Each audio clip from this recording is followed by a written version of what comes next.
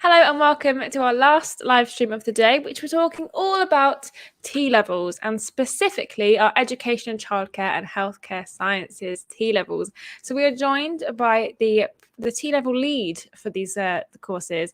Ian, how are you doing, Ian? I'm all right, thank you very much. Good, late night in the office. Yeah. So you tell us a little bit about yourself and your role at the college.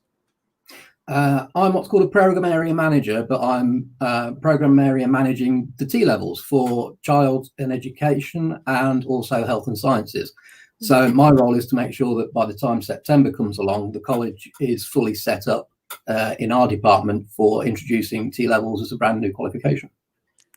Fantastic. So we've got a little presentation that's going to talk a little bit about the difference in T-levels for these new qualifications. So I'll do that and I'll let you take it away, Ian.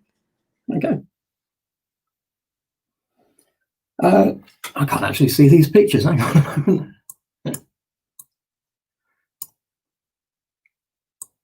Oh, we've got a technical issue. If I get rid of that, am I still working here? Yeah, okay.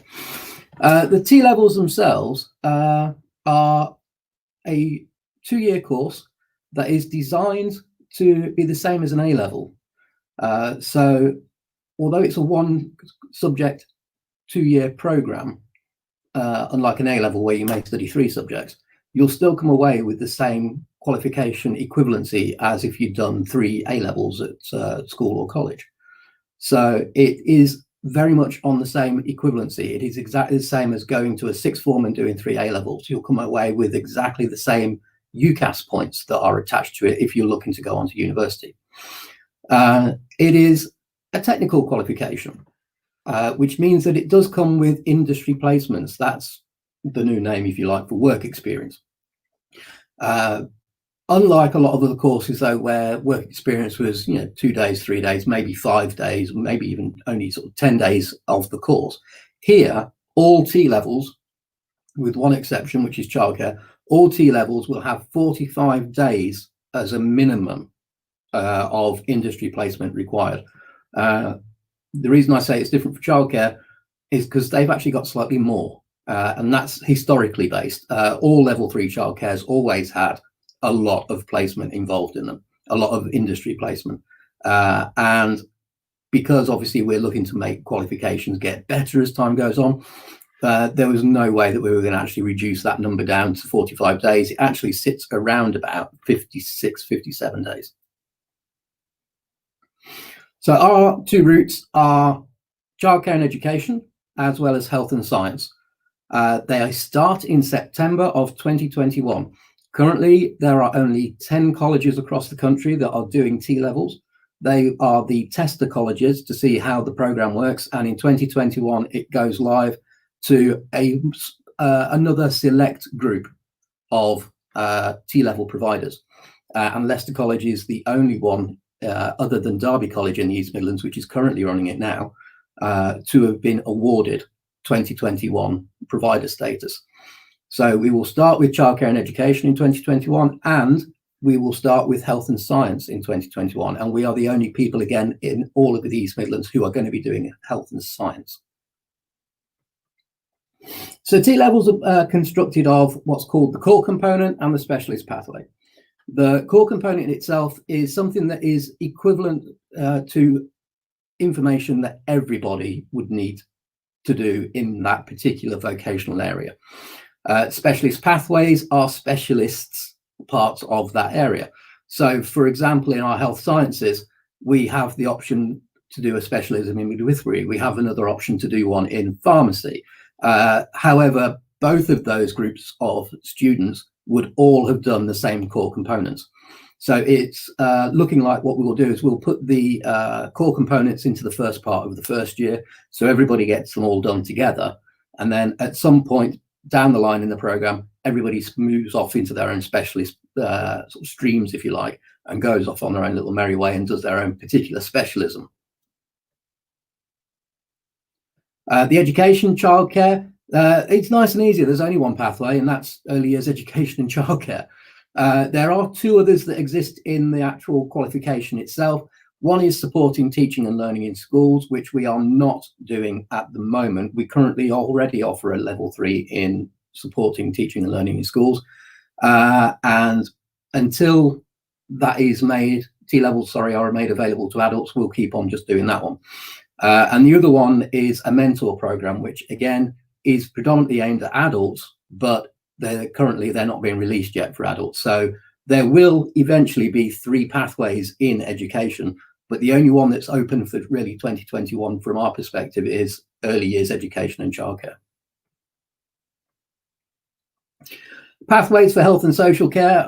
As I said, we've got midwifery in there, we've got pharmacy in there in the healthcare science. We also can offer you adult nursing, mental health specialism, and we're also going to be touching on the science side of things as well with laboratory science services specialism. So you'll have health, healthcare science, and science as the 3 separate pathways that form health science. What do you get at the end of it? As I've already said, you get a qualification that is going to be nationally recognised. It's something that has been constructed by getting everybody together from industry, from further education colleges, from higher education universities. But the biggest actually stressor has been the employers have been involved in this. So you're going to get a qualification that has been partly designed by the people who are going to employ you. These are the things that they want you to know. They say you need to know to be able to do the job that you're going to do. So as opposed to an old-fashioned course, 5-10 years ago, some of the old BTEC programs, you could actually get through the entire course and not pass your placement. So even though you were brilliant in college, you may not have been very good at the job, and you could have passed. Whereas now, these days, that's not possible. And with the T-level, you're actually going to pass a course that the employers have had some impact into. So you'll get that. It'll come through as a pass, merit, or distinction grade. The course will also attract the UCAS points that the universities are asking for. And a distinction grade on a T-level is going to be the same UCAS score as a AAA star grade at A-level for 3 A-levels. So, this is a big course. It's a big change. It's a big move. As well as that, you'll also get a separate grade for your occupational specialism. So in other words, how did you do in your occupational stream? Did you do well in your particular course work? Did you do anything that was of particular merit or note? There will be a separate grade for the core component, which is A star to E. So again, that's the part at the beginning that everybody does. And then there'll also be details of your industry placements. So there'll be some feedback there from the employers that you've worked with too. 57 days in placement for childcare. There's a reason for this. The childcare profession itself expects all level 3 students who come out of college to have had a higher level of involvement in industrial placements. It's similar to if you think about as pilot with a pilot's license. You want to know when you get on board that aeroplane to go on holiday that the person at the front seat has waved the stick a few times and they know what they're doing. It's the same when people want to leave their children with you. They want to know that actually you do know what you're doing when they walk out of the door. So they have what's known as a license to practice attached to the course. And because of that, there's this requirement that we do more industrial placement than any other T-level itself. 45 days for the industry placements for the health and science people. There are various different placements that you can access depending on your specialisms. If you're heading for pharmacy, then we'll try and get you into a pharmacist. If you're looking to adult nursing or midwifery, then we will try and place you in a medically relevant placement. It doesn't necessarily mean a hospital. They are very, very, very hard to get student placements in at the moment. Hopefully that will ease up as T-levels become more obvious. But in terms of the adult nursing, there are various different other medical options out there, GP surgeries. There are some care homes that actually have nursing stations as part of it, so you could go into those. And also then there's the laboratory side of things as well for the science folks. So, there are different laboratories all around Leicester. all doing different types of laboratory work for either textiles or for engineering or for metallurgy, he says, trying to get that word out. So, there's all different aspects of industry placements that are out there. It's just about which actually grabs your attention the most. What is your career aim and where do you want to go? And that's where we'll try our very best to get you an industry placement that's relevant.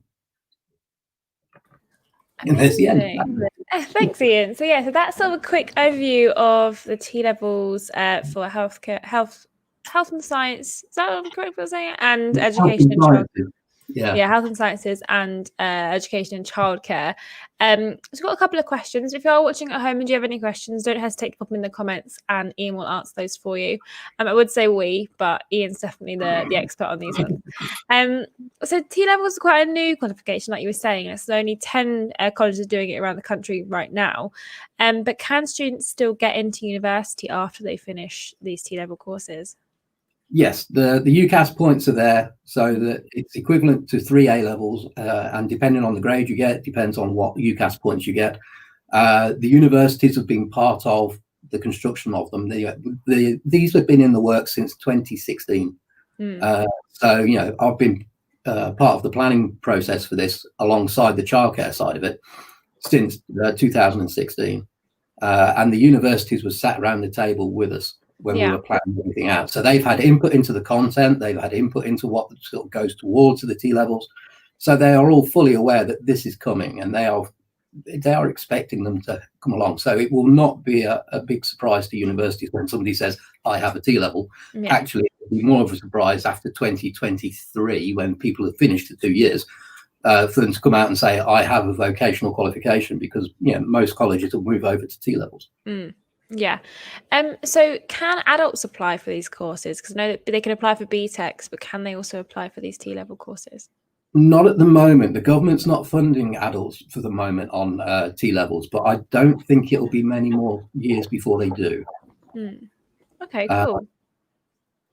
So some colleges, and in terms of health and science, I think we are looking at still maintaining some of the BTEC programs for the adult learners. And for childcare, we are going to move completely over to T levels for the childcare. But that's based on the sort of demographic that we already have for our childcare courses. They are mostly 16 to 18-year-olds anyway. Adults come to us for education things, to do the teaching assistant courses. And that's the one we're holding off on until adults are funded for it. Cool, perfect. So I had a question on YouTube from Amina, who says, do T-levels offer child nursing? No, I'm afraid not. What you would probably need to do is look at the adult nursing in the health area. And then when you get to university, that's where you say, I want to specialize as a child nurse. So, if you do the adult nursing first, and then when you get to university, specialize, I want to be a pediatric nurse, and do your pediatric nursing degree there. I'm afraid we don't go quite that specialist at the moment. Amazing, cool. So we talked about placements, but obviously, like you were saying, if you're 16 to 18, it can be quite hard to find a placement in a medical setting. So who helps find students those placements?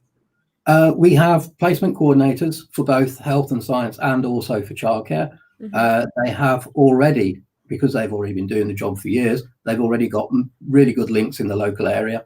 The childcare facilities, for example, we have in excess of 200 contacts right now with primary schools and preschools and day nurseries. Health and social care, as it's named at the moment, which then becomes health science when we move over.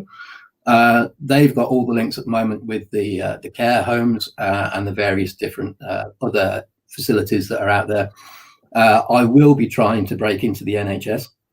I'll talk to the NHS people about, you need to give students. Not literally breaking through the window, no. I've got to make those contacts. But at the same time, if the NHS wants people who are employed, who are qualified, then they're going to have to accept that they need to train them. So exactly. I'll be making those contacts over the next year.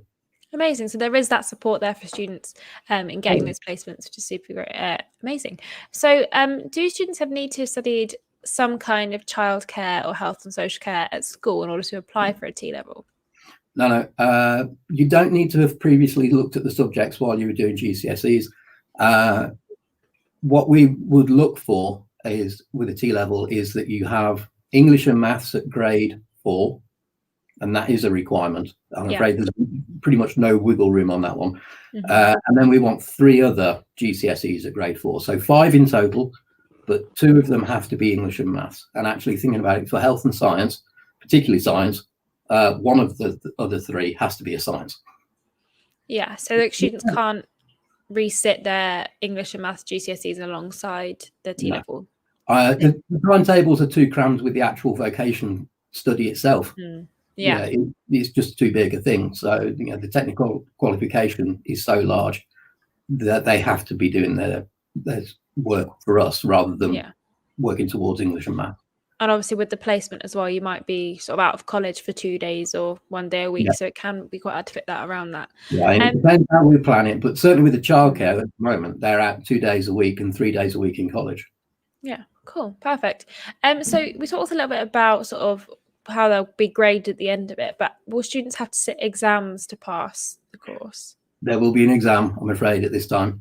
It has been in the past that vocational qualifications were 100% coursework assessed. I'm afraid those days are gone. Even the childcare courses, which the awarding bodies have really pushed back against exams and said, we don't want to do it, we don't want to do it. They've actually sort of lost out here. And I know back in 2016, when we all sat around that table to design the course, we all sat around and agreed amongst ourselves. Down in the Department for Education in Westminster, we said, we will not put an exam on this course. And the Department for Education said, that's not part of your job. There will be an exam. Right, okay. So, there are going to be exams at the end of the programme, I'm afraid. So we will prepare people for it. We'll help people towards it.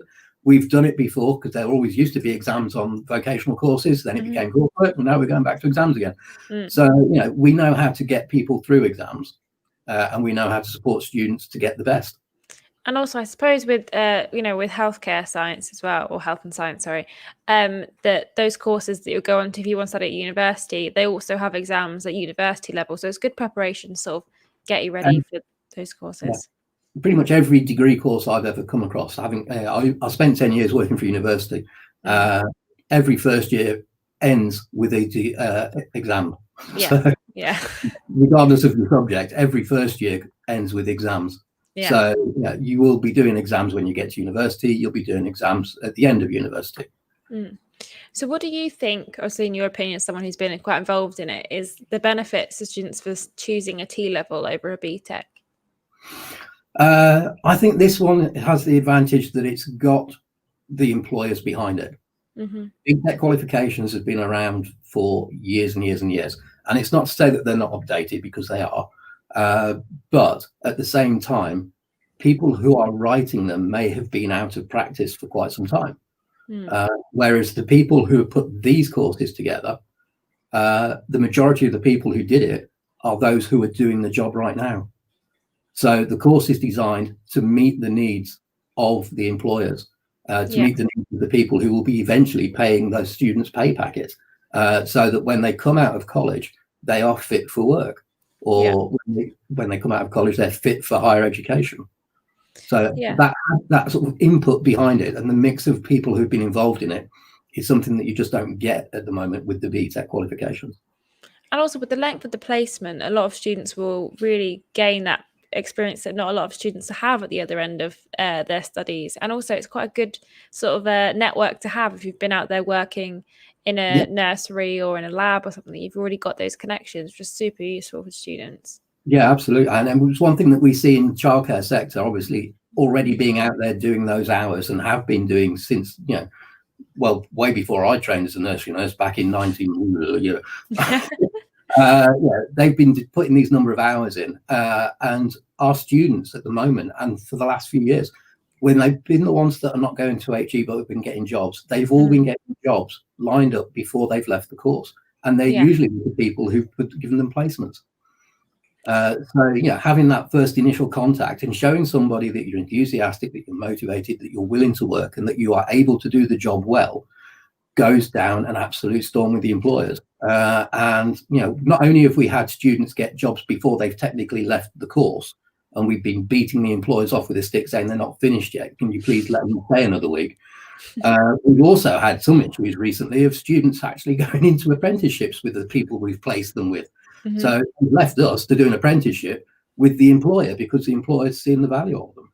Yeah, amazing. And obviously T-levels are sort of the nice sort of breaching ground of apprenticeships and BTECs as well, which is amazing. Yeah, with the T-level, it's designed to be part of a 3-stream process. So you have apprenticeships on one side, A-levels on the other side, T-levels running down the middle. And the idea is that students end up more or less at the same endpoint, having just taken a different route, a route that suits their learning style best. So for those who like the academic side, go the A-level route. Those who like the technical vocational side come our way with T-levels, but they still have the input into the workplace that the apprenticeships are going to have, where an apprenticeship will spend maybe 1 day in college and 4 days in the work environment. Our guys will spend 1 or 2 days in the work environment and the rest of the time at college. Yeah. Cool. Well, I'm sort of running out of questions now, but if you are watching at home and do have any questions, do pop those in the comments. But what would you sort of suggest to students who are wanting to come and do a T-level next year? Do you have any sort of advice or anything they should start looking into? I would say have a good idea of where it is you want to go. Mm-hmm. If you are thinking of university, and this is going to sound very strange because you're not even starting college yet, but if you are thinking of going to university, look now at what they want. Mm-hmm. What qualifications are they after? What qualifications do you need to get in there? And not just, level 3 qualification. What GCSEs do you need so you can actually focus in on what exams you need to pass from school? For example, if you want to be a teacher, yes, the T-level would get you onto a teaching qualification, but unless you have English, maths and science, you can't start a teaching degree.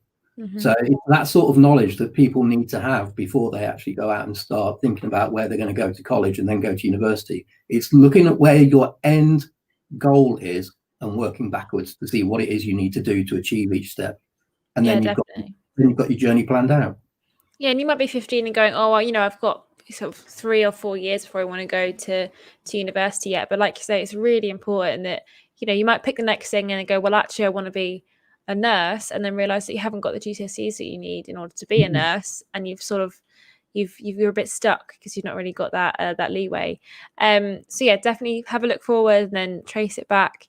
But yeah, that's all the questions that I do have for you, Ian. So thank you so much for. It's not to say that once you've chosen that path, you're stuck with it. No, exactly. My eldest, she started off wanting to be an architect, then she turned into a criminologist, and now she's a geneticist. So. But she started off doing GCSEs to suit the architect, then started doing a BTEC course to be a criminologist, and then she finally did a degree in geneticism. So, yeah. But each qualification has value, and that value is the key point. So even if you did and completed successfully a T-level with us, and it's in a subject specialism, it doesn't mean that you have to do that subject when you get to university if you've changed your mind. Mm-hmm. But it will still carry those UCAS points, and that's the important point. It will have that score that says UCAS 186 or whatever it is these days for a UCAS score. And the universities will look at that, and then they'll be able to say to university as well, and yes, I've done a course that has an exam at the end of it, because they do like that. They do, yeah. They do like to know that students can pass exams. So it's a good thing all round. Fantastic, cool. Well, if you've been listening and you're sort of taken by the idea of doing a T-level, you can have a look on our website. All the T-levels are up there now, and you can also apply now for next September. So if you're definitely sure that the T-level is sort of where you want to go, obviously do have a little bit more look into it. Do have a little bit of a research if you want to, but you can apply now on our website. So do go have a look and get that application started if you are really excited about it. But for now, this is the last live stream of the day. So thank you for joining us. We're back tomorrow. We're talking about St. Margaret's campus tomorrow, so join us for that one. But if you head over to our Instagram, there is a quiz taking place. So do head over there and ask your questions, get your questions answered. And I think you're going to be answering the questions as well, but don't hold me to that one. I'm not in charge of it, so someone else. But thank you so much for watching, and we'll see you tomorrow. Thanks, Ian. Bye, everyone.